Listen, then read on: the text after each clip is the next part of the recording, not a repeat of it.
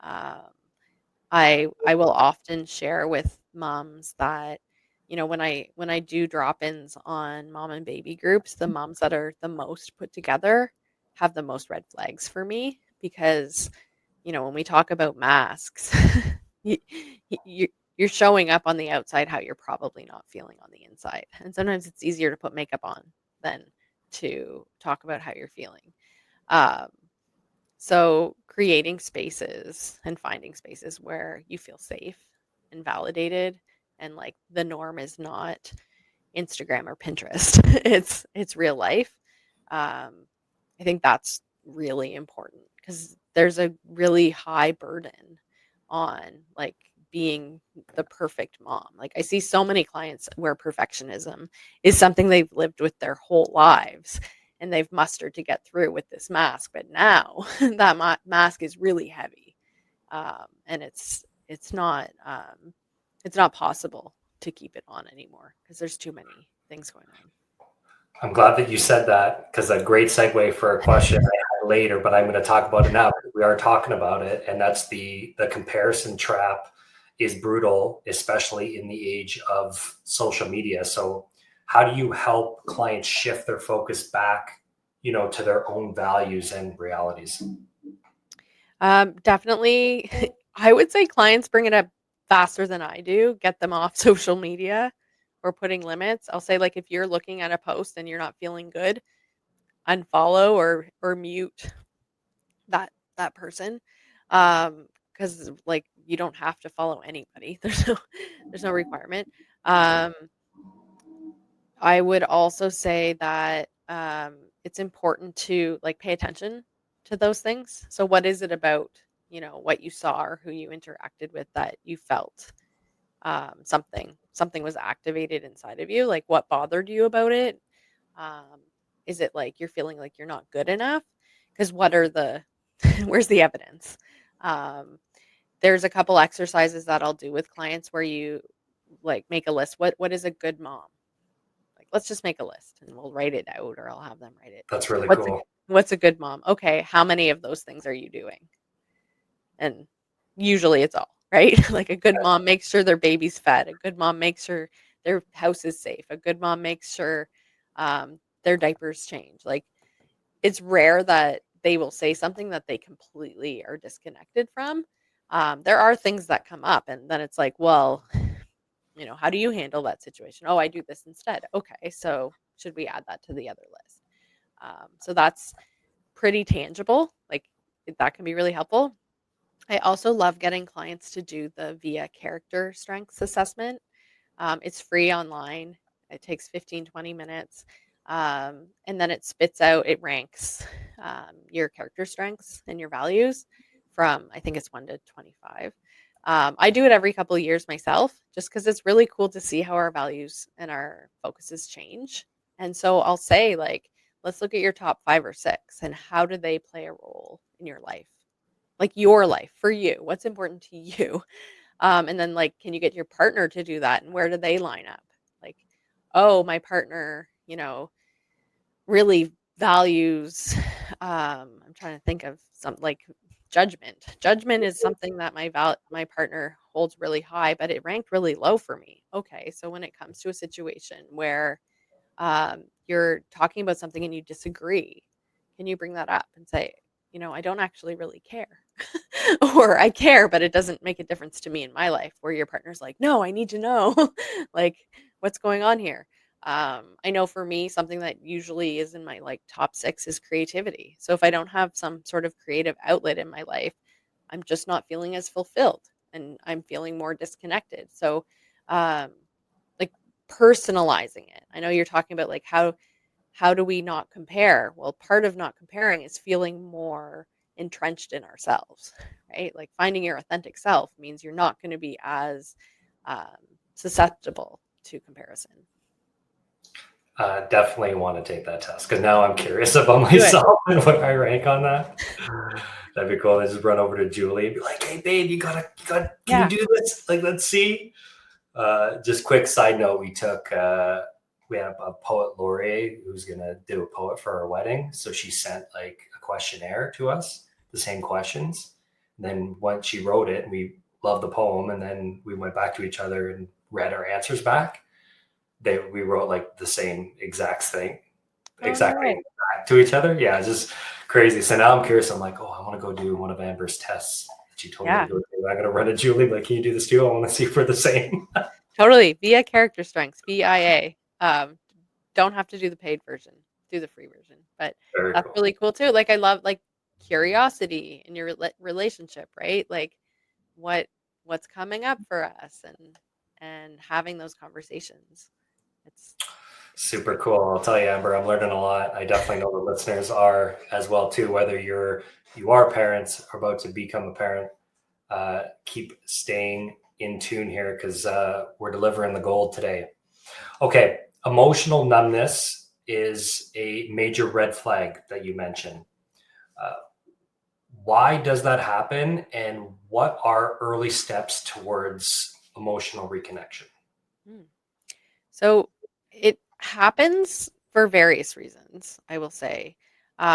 Most often I see it happening to somebody who um, in childhood, usually, like at some point in their life, they were told that their emotions were not important. Um, I cannot feel safe being emotional, dismissed. Um, that's more of like a trauma lens for sure, but I think that's important. Like thinking about like how how did my parents talk about emotions when I was crying? How did they respond? Like the common you hear like, "I'll give you something to cry about." Like, how dismissive is that? Like, Right. you have a right to feel how you're feeling. So, over time, we develop like walls. Like, it's not safe to have emotions. I can't stand it. There's also that physiological response that goes with emotions, and a lot of people don't feel safe or are really uncomfortable or distressed by the physical sensations that go with emotions, especially anxiety, and anger, I'd say. So um, sometimes I see people that have experience panic attacks. And then when we kind of talk about it, I'm like, do you ever feel worried or like concerned? Oh no, like I'm anxious. Like it's it's up here. It's not down here. And so it's like, okay, can we bring that back in where you can feel okay with feeling worried or concerned or even mild anxiety? Like, oh, there goes my mic.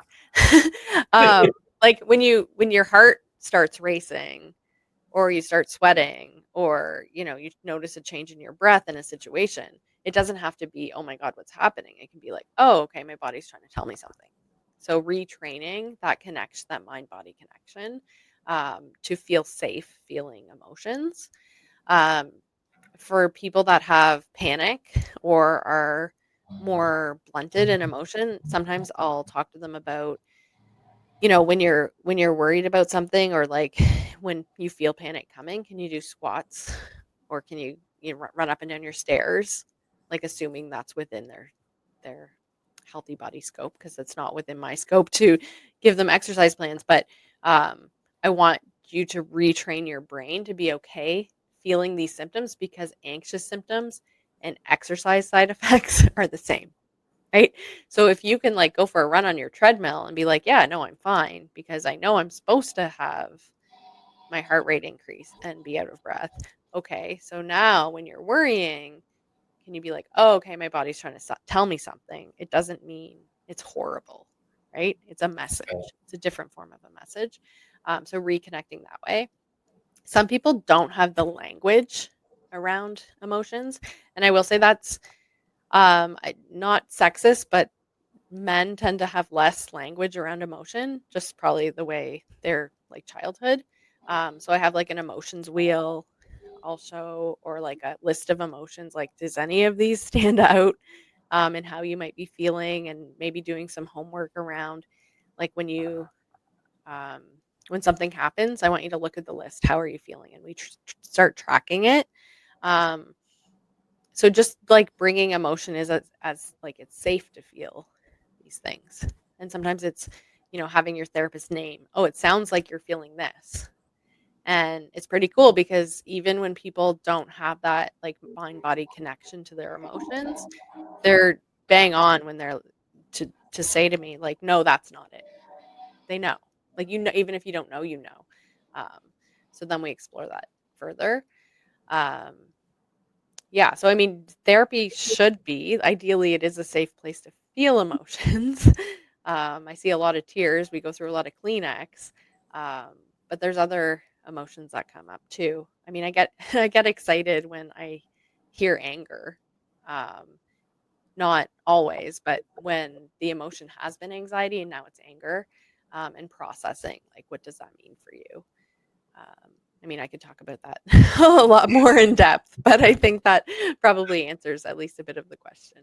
Yeah, I mean, it unlocks doors, right? It unlocks more doors to understand. Oh, really, I was actually feeling this, not necessarily this, because that now made me kind of confront really what the issue is, so that I can then properly digest that, express it, and then compartmentalize it, and so that I know how to, act with that in the future. And now I know what these feelings are the next time this happens, like you were talking about the exercise thing. Yeah, for sure. And one other thing quickly, sometimes people are unable to experience emotions because they're flooded. And so their mind is saying, I can't handle this. So it just like shuts off. And so paying attention to that as well, because if that's happening frequently or over a period of time, like that would be something I'd recommend you talk to your healthcare provider about. It can also happen to people that start on new medication. So again, just trust your intuition of your body. And if you're like, this doesn't seem right, then definitely talk to someone. So I found this to be a pretty cool. You were talking about the CEO of the home. I thought that was pretty cool. You described the emotional well-being as, part of that, of being the CEO in the home. What does reclaiming the role look like, especially in overwhelmed parents? It looks like feeling in control, like you're able to stop the hamster wheel, right? I think life, we all at some point or just feel like we're like, get up, do the stuff, go to bed, get up. And so like what would it look like if you were able to hit pause? I think What would people understand the hamster wheel thing. yeah. Most people. That's yeah, for sure. And we just get like stuck in old habits or comfort zones. And like what would it look like if we hit pause? And next week you got to start different, right? Solution focused therapy would say like, if a miracle happened, what would we see different? Um, in terms of like being the CEO of your home, like I think we get caught up in feeling like we don't have any control. So it might even be writing out, what do I have control of and what do I not have control over?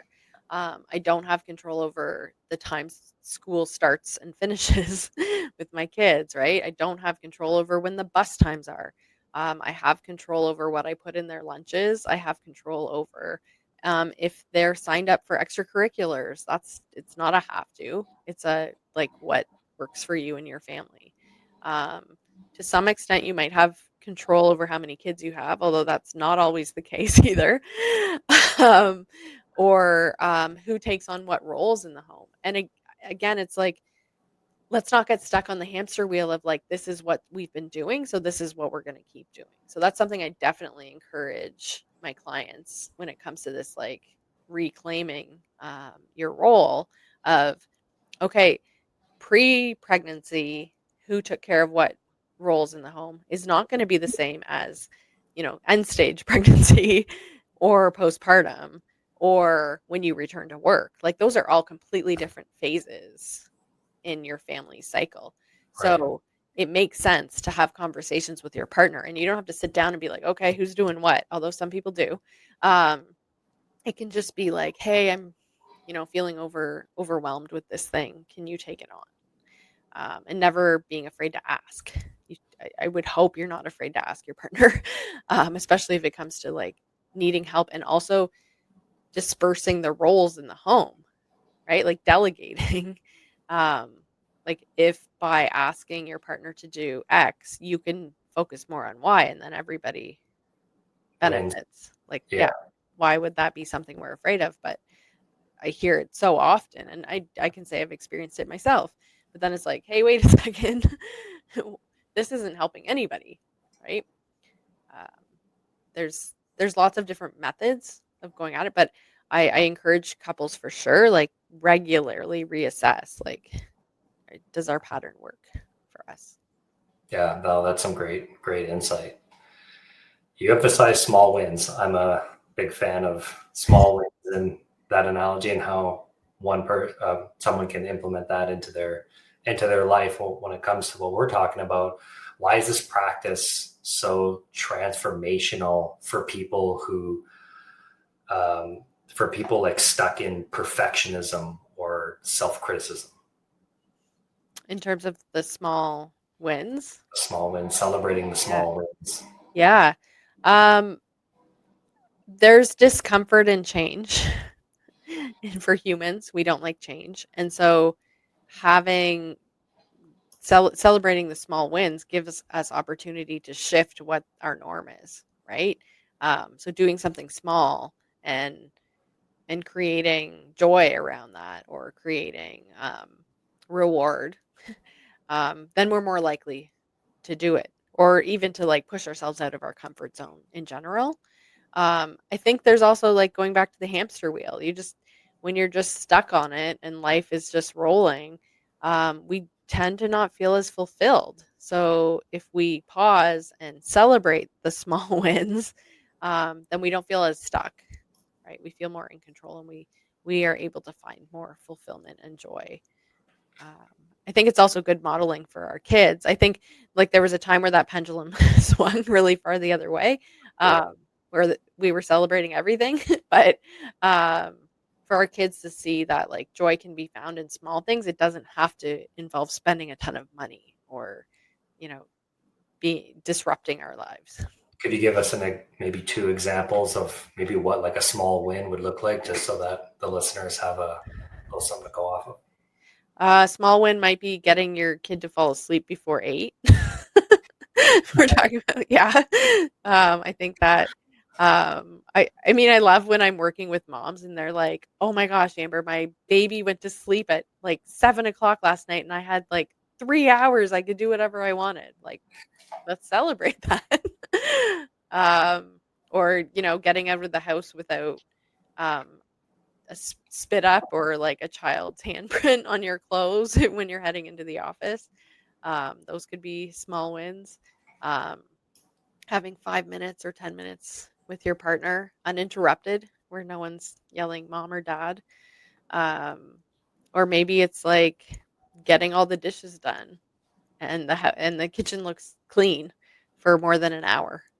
Um, yeah, so there's lots of things that we we could easily walk past. But give yourself permission to feel good when good things happen. Love it. Love it.